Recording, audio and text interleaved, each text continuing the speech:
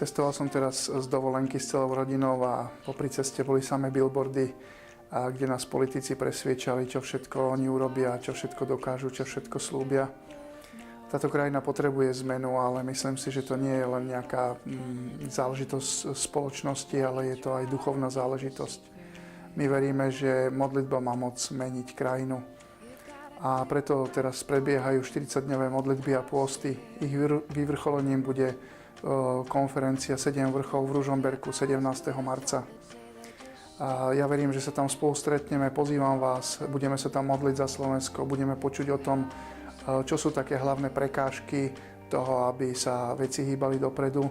Spojíme sa tam na chválach, vyučovaní, takže budem veľmi rád, keď sa tam spolu uvidíme.